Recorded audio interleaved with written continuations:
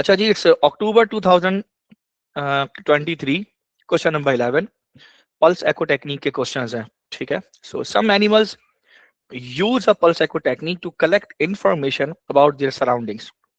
Describe how this technique provides information about the surrounding. So सीधी सी बात है कि pulse echo technique में कुछ एनिमल जैसे कि बैट की बात करें, चमगादड़ जो है वो यही करता है। वो अपने अंधेरे में रास्ता कैसे तलाश करता है, तो वो अंधेरे में क्या करता है, ठीक है, वो अंधेरे में क्या करता है कि वो अपने मुंह से पल्स जो है वो एको की निकाल रहा होता है, और वो आगे जाके जो भी ऑब्स्टिकल है वहां से वो टकराती है, और टकराने के बाद, ठीक है, वो आगे जाएगी किसी भी वॉल से, अंधेरे में टकराएगी, टकराने के बाद वो रिफ्लेक्ट बैक होके वापस आएगी। तो रिफ्लेक्ट बैक होके वापस आएगी तो जितनी इंटेंसिटी उसके पास वापस आती है, एक जाने वाली इंटेंसिटी है, एक वापस आ रही है रिफ्लेक्टेड है, आई आर कह लो उसको, ठीक है। तो खैर आई नॉट जाने वाली वेव है, वापस आने वाली आई आर है, ठीक है, रिफ्लेक्टेड है। तो जो रिफ्लेक्ट होने वाली है जाहिर है उसकी इंटेंसिटी कम होगी, जाने वाली की इंटेंसिटी। सही बात है, एक परिंदा, एक बैट, एक चमगादड़ अगर अंधेरे में जा रहा है तो वो डिस्टेंस कैलकुलेट तो नहीं करेगा ना, वो डिस्टेंस एस्टिमेट करता है, उसे अंदाजा होता है डिस्टेंस का। कैसे कि अल्ट्रासाउंड यहां से जाएगी, क्लियर है, रिफ्लेक्ट होके वापस आएगी, कितनी देर से वापस आएगी उतनी दूर उसका ऑब्स्टिकल होगा, जितनी जल्दी वापस आएगी उतनी करीब उसका ऑब्स्टिकल होगा। दोनों बातें सही हैं, ठीक है, आ रही बात समझ में। तो इस हिसाब से ये बनता है कि the ultrasonic wave reflect off the surrounding obstacle, meanwhile time to return is detected, ठीक है। अब ये जो टाइम है ये वाला, ठीक है, this time can be used to determine, ठीक है, मान the distance of the object, object कह लें या ऑब्स्टिकल कह लें, क्लियर है, आ रही बात समझ में। क्वेश्चन लिख लीजिए बेटा ये।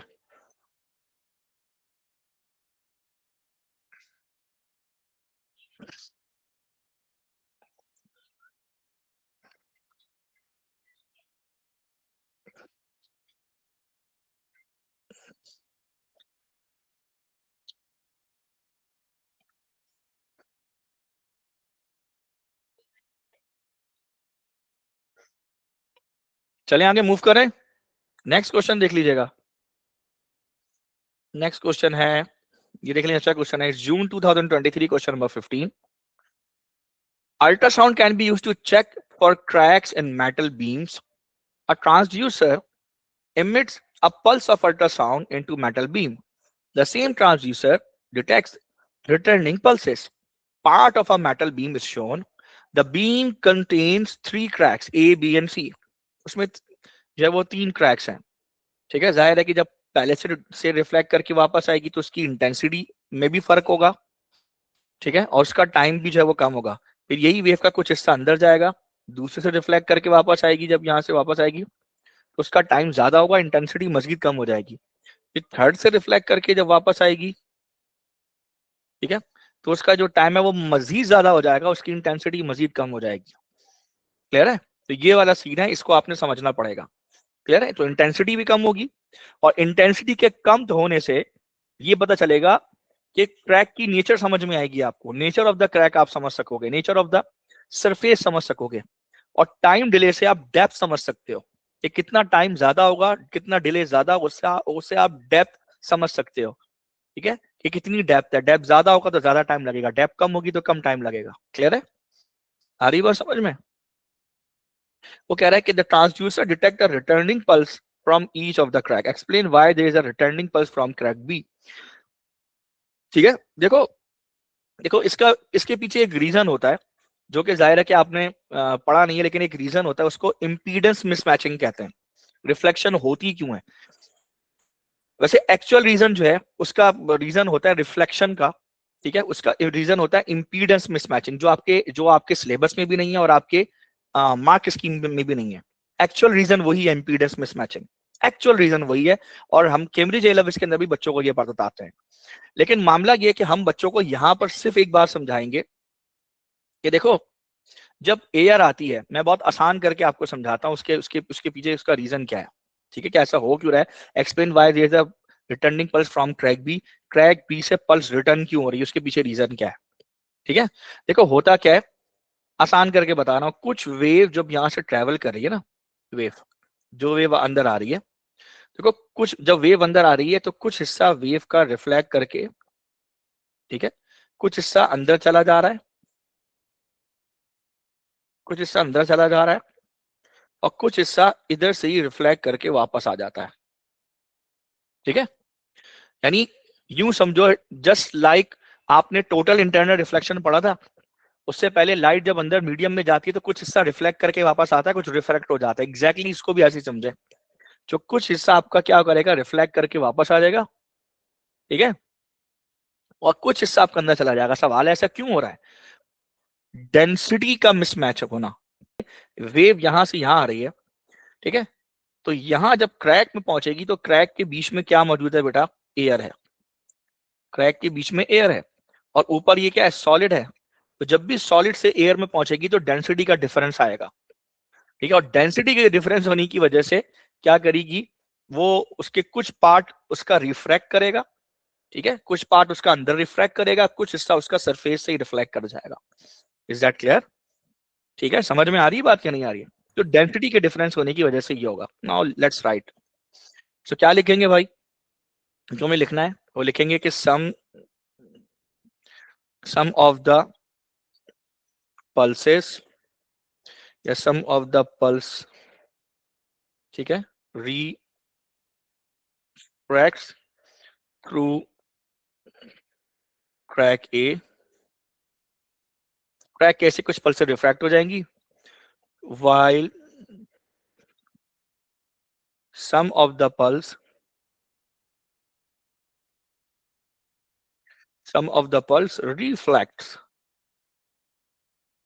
reflects from track B।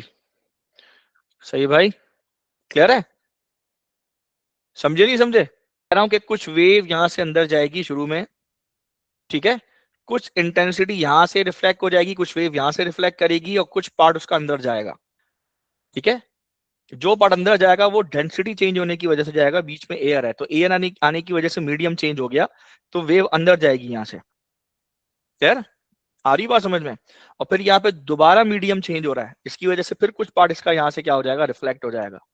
Is that clear? Okay, yes.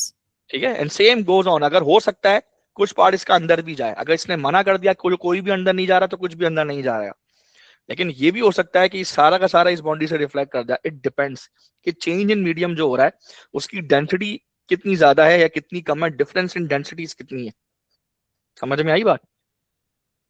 ठीक है, is that clear? Yes, sir. तो अब देखो, तो अब मैं यहाँ पे हमने ये लिख दिया, लास्ट पॉइंट है उसका रीजन बताना है, ठीक है, it is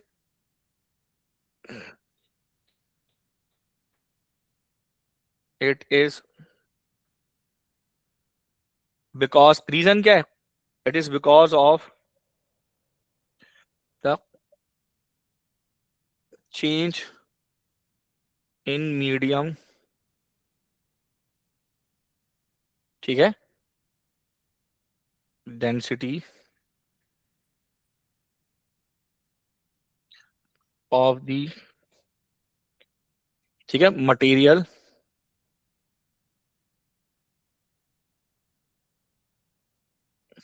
to as compare,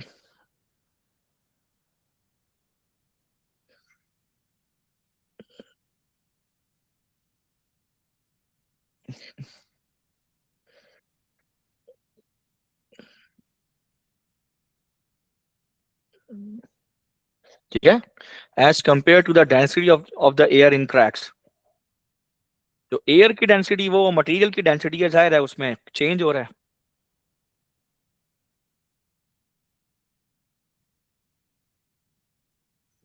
clear है? नेक्स्ट है, वन पल्स रिटर्न, एक पल्स रिटर्न हो रही है, उसकी वैल्यू है 1.4 into 10⁻⁻5।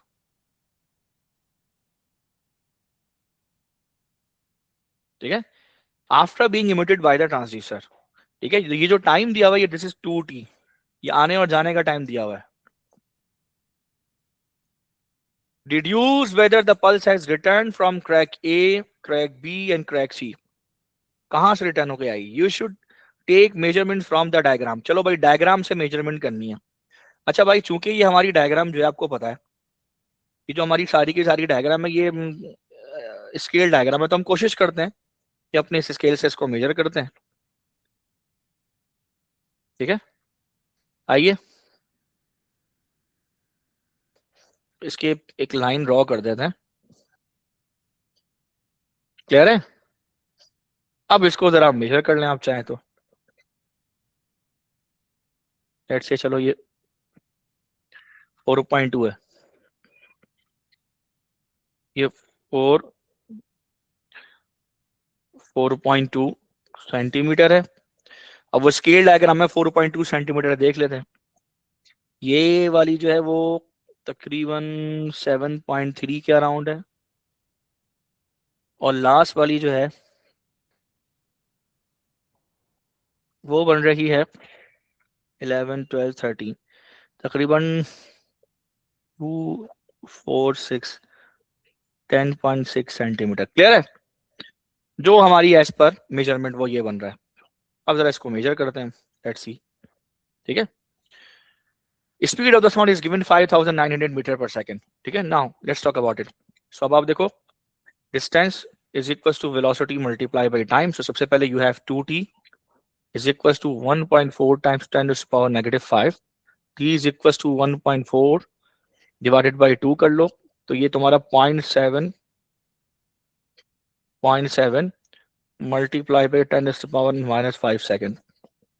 So 5900 multiply by 0.7 times 10⁻⁵। So d की वैल्यू क्या आ रही है बच्चों, बताओ? सर 2t क्यों है? 2t इसलिए कि वो आने जाने का टाइम है। पढ़ो, one pulse returns after being emitted by the transducer. ठीक है, ठीक है, एक पल्स है जो रिटर्न कर रही है इमिट होने के बाद। एक पल्स रिटर्न हो रही है, वापस आ रही है इमिट होने के बाद, तो आने जाने का टाइम है 2t। Okay. या तो ये कर लो या फार्मूले में लगा लो, d is equal to v into t divide by 2, वहां 2 लगा लो या यहाँ 2 कर लो, इसको t कर लो, एक ही बात है। सो v कितना है? 5900 इंटू 0.7 कितना बनेगा? 5900 इंटू 0.7। भाई आंसर तो बता दो। 0.0413. 0.0413 मीटर। क्लियर? 0.0413 मीटर। अब सिग्निफिकेंट फिगर देख लो, 2 सिग्निफिकेंट फिगर में चल रहा है, तो 0.041 मीटर हो जाएगा। क्लियर? डन। तो 0.04 तो ये हो जाएगा 4.1 सेंटीमीटर। ठीक है, सो 4.1 सेंटीमीटर ये बन रहा है तकरीबन ऑलमोस्ट 4.1, 4.2 सेंटीमीटर। ठीक है, सो दिस क्लोज टू, कहाँ है, which is close to crack A.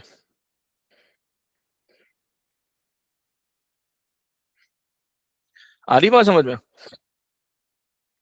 Next है, explain why ultrasound used to detect cracks in metal beam usually has frequency of megahertz rather than kilohertz। उसकी वजह है high frequency का मतलब high energy, और high energy का मतलब high resolution. ठीक है, हाई फ्रीक्वेंसी का मतलब हाई एनर्जी, और हाई एनर्जी का मतलब हाई रेजोल्यूशन। अगर आप चाहते हो कि ज्यादा डिटेलिंग आए, तो ज्यादा डिटेलिंग का में ज्यादा डिटेलिंग के लिए आपको हाई एनर्जी और लो फ्रीक्वेंसी चाहिए। और आप चाहते हैं कम डिटेलिंग आए, डिटेलिंग इतनी नहीं चाहिए, तो आपको कम फ्रीक्वेंसी पास करनी है। कम फ्रीक्वेंसी का मतलब कम एनर्जी है, कम एनर्जी का मतलब ज्यादा वेवलेंथ है। ठीक है, आ रही बात समझ में? So that's why this is the reason. ज्यादा हर्ट्स की फ्रीक्वेंसी, मेगा हर्ट्स की फ्रीक्वेंसी का रीजन ये होता है कि डिटेलिंग अच्छी हो, यानी पिक्चर में रेजोल्यूशन अच्छी आती है। डिटेलिंग का मतलब ये रेजोल्यूशन उसकी अच्छी होती है, हाई रेजोल्यूशन होती है। तो हम ये देख रहे हैं। ठीक है, सो हायर, अब वो क्या करे, एक्सप्लेन करो, तो उसका रीजन क्या है? अब देखो, उसका रीजन हमने क्या बताना है कि हायर फ्रीक्वेंसी मींस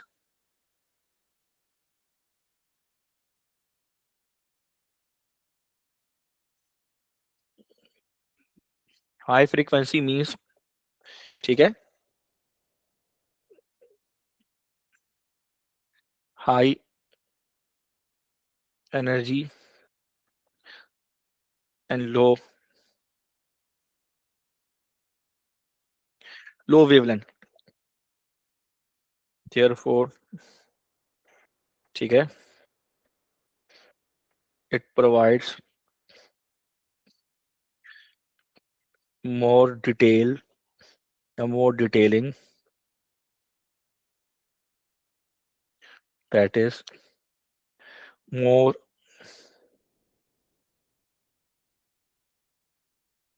resolution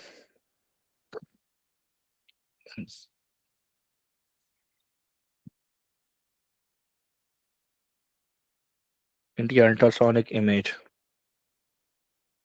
आ रही बात समझ में? रेड है?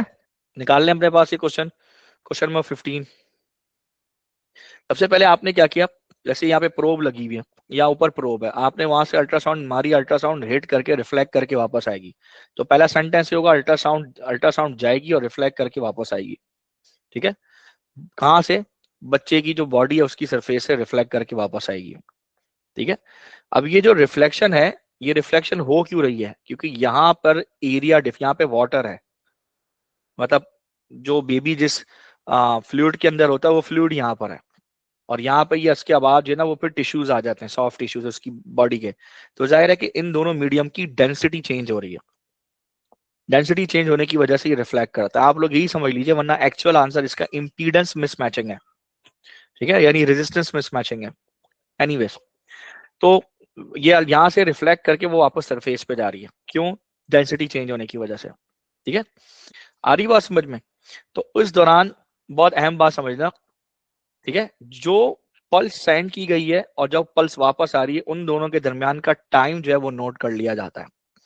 ठीक है, उनके दरमियान ये जो प्रोब लगी हुई है उसमें डिटेक्टर होता है, इसमें इसी में एमिटर भी होता है, ठीक है, रिसीवर भी इसी में होता है, इसमें टाइम काउंट लगा हुआ होता है। जैसे ही ये यहाँ से पल्स छोड़ता है, स्टार्ट हो जाता है टाइमर, और जैसे ही पल्स रिसीव कर लेता है, टाइम जो है वो ऑफ हो जाता है। आ रही बात समझ में? स्पीड उसकी पहले से ही पता होती है, आपको पहले से मेजर होती है। अब आप यहाँ से क्या निकालते हो? ठीक है, अब आपको क्या निकालना है? डिस्टेंस निकालना है। वो डिस्टेंस ये बताता है कितनी डेप्थ में बच्चा मौजूद है। तो distance is equal to velocity into time. आने जाने के टाइम जो भी है वो 2t, उसको डिवाइड बाई 2 कर दो, वो टाइम आ जाएगा। t इंटू वी करो तो डिस्टेंस आ जाएगा। तो कितनी डेप्थ तक वो वापस आ रहा है। एक बात की तो ये समझ में आ गई, ये डेप्थ इमेज बना देती है। लेकिन दूसरी बात है, एक और चीज होती है कि अल्ट्रासाउंड, दूसरी एक और बात है जो हमारे सिलेबस में भी नहीं है कहीं पर मेंशन। दूसरा पॉइंट ये होता है कि जो इमेज, जो इंटेंसिटी, जिस इंटेंसिटी को आपने अंदर हिट कराया, जब वो रिफ्लेक्ट होके वापस आती है तो इंटेंसिटी में फर्क आएगा, इंटेंसिटी रिड्यूस हो जाएगी, क्योंकि बीच में पावर लॉस हो रही होती है, इंटेंसिटी लॉस हो रही होती है। इस लॉस होते हुई इंटेंसिटी को हम कहते हैं एटेन्युएशन। तो ये जो एटेन्युएट करती है, उस एटेन्युएशन की वजह से जब ये वापस पहुंचती है तो उसकी इंटेंसिटी कम हो जाती है। तो वापस आने वाली इंटेंसिटी और जाने वाली इंटेंसिटी के रेशियो से हम ये पता करते हैं, ये पता करते हैं कि ये जो टिश्यू है वो किस नेचर का है, वो सॉफ्ट टिश्यू है कि हार्ड टिश्यू है। नेचर ऑफ टिश्यू पता करते हैं। सॉफ्ट टिश्यू का मतलब जैसे ये मसल्स वगैरह हो गए, हार्ड टिश्यू का मतलब बोन्स और कार्टिलेज हो गई। आ रही बात समझ में? दो पॉइंट्स हैं। दूसरा पॉइंट इंटेंसिटी वाला इन्होंने कहीं पर भी मेंशन नहीं किया हुआ, ना मार्क स्कीम में ना सिलेबस में कहीं पर भी मेंशन किया हुआ, तो हम उसको देख ही नहीं रहे। ठीक है, तो सीधा आप डायरेक्ट पहले पॉइंट पे ही बात कर लीजिएगा, टाइम के ऊपर। क्लियर? आइए, सबसे पहले चलते हैं, दोनों बातें मैंने बता दी। ठीक है, अल्ट्रासाउंड फ्रॉम द, ठीक है, फ्रॉम द प्रोब कह लो या फ्रॉम द ट्रांसड्यूसर कह लो, फ्रॉम द ट्रांसड्यूसर, ठीक है, एंटर्स इन द बॉडी, ठीक है, reflects, reflects from the body of the, या बॉडी ऑफ द पेशेंट कर दो। ठीक है, reflex from the body of the baby. ठीक है, बेबी की बॉडी से रिफ्लेक्ट करेगी। ठीक है, due to change in densities. ठीक है, डेंसिटीज की चेंज होने की वजह से। क्लियर है? नेक्स्ट पॉइंट क्या होगा? ये 2 नंबर आपको मिल गया। Time taken between pulse being Saint. ठीक है, जो पल्स सेंड की जा रही है और एंड रिसीव। ठीक है,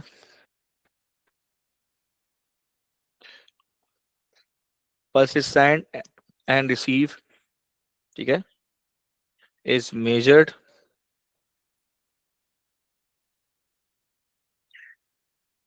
ठीक है, नेक्स्ट है speed of ultrasound is already known. Clear है? उसके बाद क्या होगा? डिस्टेंस या depth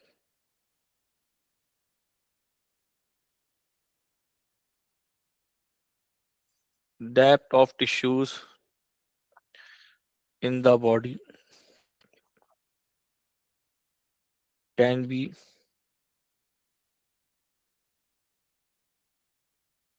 measured by time delay and speed using distance is equals to velocity upon time। Clear है? आ रही बात समझ में ना? टाइम 2 है तो 2 आ जाएगा ना, ऊपर 2 लगेगा। क्लियर है? Is that clear? इस तरह से होगा। एक बात और रह गई जो मुझे कर रही है, जो आपकी मार्क स्कीम में नहीं है, वो मैंने आपको बता दी। ठीक है, डन हो गया। ये अक्टूबर 2019 क्वेश्चन नंबर 17 है, इसको नोट कर लो अपने पास।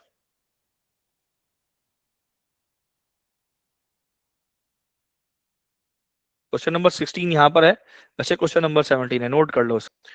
क्वेश्चन पढ़ो। Question number October 2019 question 17, the rails of the railway tracks are usually made from steel which can withstand the high stress of heavy trains. However, the steel can develop cracks over the time, leading to the accident if not repaired. Large cracks in rails, such as one in shown in the photograph, are easy to observe. The ultrasound is commonly used to detect the cracks that are too small to see. An ultrasound transducer transmits the pulse of ultrasound into the top of the rail and record the time taken for the pulse to return. If the time is less than the time is expected for the pulse to return from the bottom of the rail, a crack is present. State why the ultrasound pulse would be reflected by the crack in rail. So it is reflected just because of the change in medium, change in densities. ठीक है? Due to change in of rail, yeah, due to difference in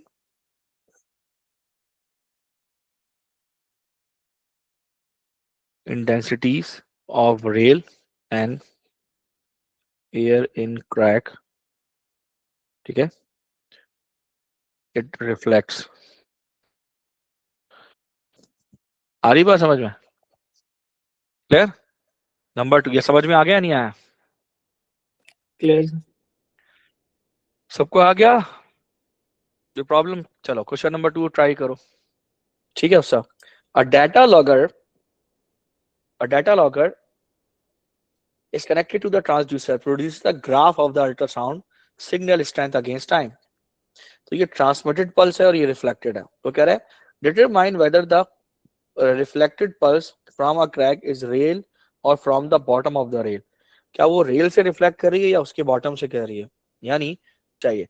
इसलिए मैं तुम्हें अगर side view भी समझाऊं, इधर देखो, साइड व्यू से समझो। ठीक है? ठीक है, साइड व्यू से मैं समझाता हूँ। ठीक है, ये समझो, ये है क्रैक, इस तरह का क्रैक है, हल्का सा क्रैक है। अब अगर मैं इस पे हिट कराता हूँ अल्ट्रासाउंड, वो रिफ्लेक्ट होके, मतलब यहाँ से अंदर से रिफ्लेक्ट होके वापस आती है, तो फर्स्ट करो ये हाइट आपकी आ गई 7.2 सेंटीमीटर। सेंटीमीटर तो खैर बहुत बड़ी बात एनीवेज, ठीक है, ये हाइट है, ये डेप्थ है 7.2, और ओवरऑल जो रेल की डेप्थ है वो है 15 सेंटीमीटर। तो ये 7.2 मस्ट बी लेस देन 15, ये इससे कम ही होना चाहिए, तो ही पता चलेगा कि ये क्रैक से होके आ रहा है। अदरवाइज ये पता चलेगा कि ये बिल्कुल उसकी रेल के जो है उसकी बॉटम से होके वापस आ रही है, इससे ये अंदाजा होगा। क्लियर है? तो अब हम क्या करेंगे, हम सबसे पहले इन दोनों के दरमियान टाइम डिले पता करेंगे। You will have to calculate the time delay between them, ठीक है। सो ये तो 30 पर है, मसला ही नहीं है। ये जो इसका बीच है ना, ये 0.5 पर है, ठीक है, ये 0.5 पर है बिल्कुल, ये 0.5। आ रही बात समझ में? ठीक है, ये 1 है, ये 2 है, ये 3 है, तो वो 0.5 है, ये हो जाएगा 5.5, sorry. So it's 30 minus 5.5 equals to 24.5। सही है, दिस इज 24.5 माइक्रो सेकंड है। सो द 2t, जो 2t की वैल्यू हमारी आएगी, ठीक है, वो रिफ्लेक्टेड पल्स है, जाहिर है वो जाके वापस आएगी। सो वो 2t की वैल्यू, सो ये 24.5 माइक्रो सेकंड, इसका हाफ करो तो t की वैल्यू हो जाएगी 12.25 microsecond. So d is equal to v into t, multiply by t की वैल्यू क्या है 12.25 इंटू 10⁻⁶ सेकेंड्स, ठीक है, वो मीटर पर सेकंड है, सेकंड से सेकंड कटेगा, आंसर मीटर में आएगा। बताओ क्या आंसर है? 0.07105. 0.071, ठीक है, तो ये हो जाएगा 7.1 centimetre, obviously which is less than 15 centimetre, ठीक है। सो अब क्या करना है, जब लेस देन सेंटीमीटर है, सो ऑब्वियसली लिखेंगे हम, so can not be from the bottom of the rail. समझ में आ रही है बात या नहीं आ रही है? Suggest why this ultrasound method may not detect multiple cracks in a piece of rail. अब वो क्यों मल्टीपल क्रैक जो है वो मेजर नहीं कर सकता? मैंने आपको पीछे बताया था ना कि most of the ultrasound reflect कर जाती है। देखो समझो, मैं दोबारा बताता हूँ। मैंने आपको बताया था ना कि अल्ट्रासाउंड आपकी रिफ्लेक्ट कर जाती है। तो देखो मोस्ट ऑफ द अल्ट्रासाउंड, यानी फर्स्ट करो परसेंटेज में बताऊं, तो एयर इतना बैड जो है वो अल्ट्रासाउंड के लिए इतनी बैड रेजिस्टेंस है एयर की, इतनी बैड कंडक्टेंस है, सॉरी इतनी बैड कंडक्टेंस है कि अगर मैं पहली क्रैक में आपकी एयर आ जाए, फॉर एग्जांपल एयर आ गई, तो अल्ट्रासाउंड का मेजॉरिटी पार्ट रिफ्लेक्ट हो जाएगा, मेजॉरिटी पार्ट अल्ट्रासाउंड का रिफ्लेक्ट हो जाएगा। हो सकता है कि 90% तक अल्ट्रासाउंड आपकी रिफ्लेक्ट कर जाए, सिर्फ 10% अल्ट्रासाउंड जो वो सेकंड क्रैक तक पहुंच सके, और हो सकता है अगले क्रैक पे तो 1% भी ना पहुंच सके। ये प्रॉब्लम होती है, अल्ट्रासाउंड एयर की वजह से रिफ्लेक्ट होती है। यही वजह है कि जब भी कभी अल्ट्रासाउंड की जाती है, आप देखिएगा अल्ट्रासाउंड में हमेशा वो जेल लगाता है, यहाँ पे वो जेल यूज करता है, इसको कपलिंग मीडिया कहते हैं। वो अगर ये यूज ना करे तो कभी भी अल्ट्रासाउंड आपकी अंदर ही नहीं जा पाए, यहीं से सरफेस से रिफ्लेक्ट कर जाए, वापस ट्रांसड्यूसर की तरफ आ जाए। समझ में आई? तो पहले क्रैक से ही अल्ट्रासाउंड का अच्छा खासा पार्ट रिफ्लेक्ट हो जाता है, तो दूसरे क्रैक तक पहुंच ही नहीं पाता, बहुत कम अल्ट्रासाउंड पहुंच पाती है। समझ में आ रही बात? यही वजह है कि मल्टीपल क्रैक्स को ये मेजर नहीं कर सकती, या अगर कर लेगी तो उसकी इमेज सही से नहीं बना पाएगी। तो फिर हमने दूसरे प्रोसीजर्स यूज करने पड़ते हैं, एक्सरेज वगैरह यूज करनी पड़ती है, दूसरे प्रोसीजर यूज करने पड़ते हैं। क्लियर है? जी आ सर। रही बात तो समझ में? तो फिर ये सिग्नल वीक हो जाएगा, राइट? सिग्नल वीक हो जाएगा, एटेन्यूएशन कहलाती है ये, दिस इज कॉल्ड एटेन्यूएशन। कहाँ गया वो क्वेश्चन, कहाँ गया? ये रहा, दिस इज कॉल्ड एटेन्यूएशन, इसे एटेन्यूएशन कहते हैं। आ रही बात समझ में? तो मल्टीपल रिफ्लेक्ट, पहली रिफ्लेक्शन में ही सिग्नल वीक हो जाएगा, एटेन्यूएट कर जाएगा, इस वजह से ये नहीं हो पाएगा। तो हम लिख लेते हैं इसको, ठीक है। तो लिखेंगे मोस्ट, ठीक है, of the ultrasound is reflected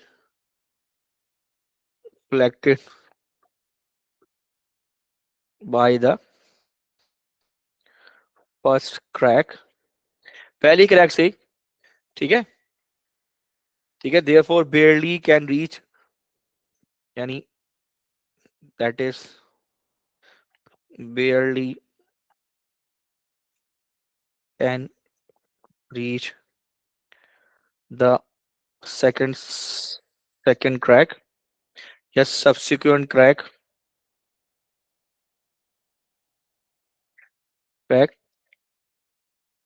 and signals,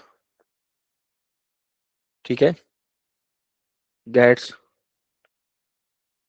weaker, clear है, to be detected कह दो,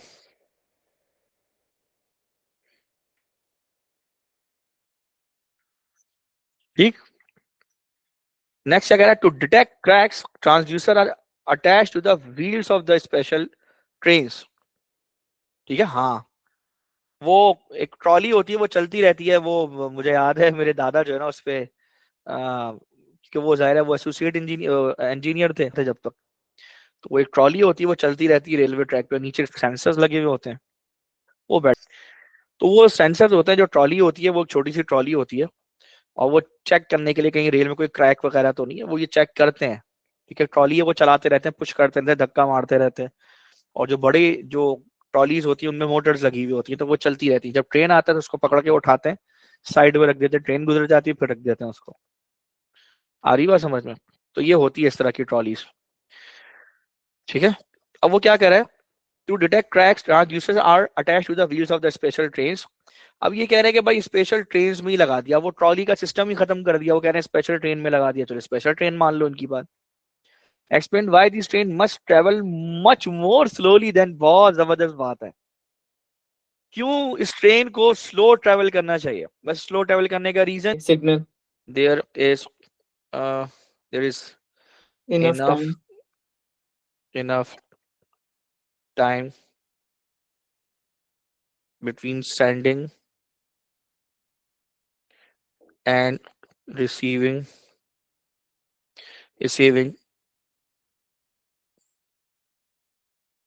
ultrasonic pulses, ठीक है, पल्सेस ये कह लो या सिग्नल्स कह लो, ultrasonic signals from the rail, ठीक है, और क्या हो सकता है, सेकंड पॉइंट क्या हो सकता है, सर आप ये कौन सी ईयर का क्वेश्चन है क्या? पता नहीं है, अभी मैं देखता हूँ कौन सा ईयर का है थोड़ा ऊपर, सा ऊपर, फर्स्ट क्वेश्चन। ये रहा अक्टूबर 2019 क्वेश्चन नंबर 17, ओके सर, मैं देख, ठीक है। और दूसरा इसका क्या होगा, दूसरा पॉइंट इसका क्या हो सकता है, कि the train if it would be if it would be too faster, if it is moving at high speed, the train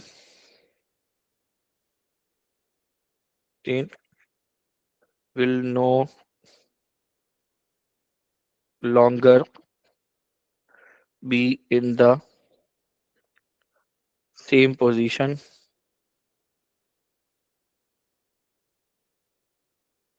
ठीक है, ठीक है, for receiving pulses, सेंड तो कर देगा, रिसीव करने के लिए वो उस जगह पे होगी नहीं, आ रही बात समझ में,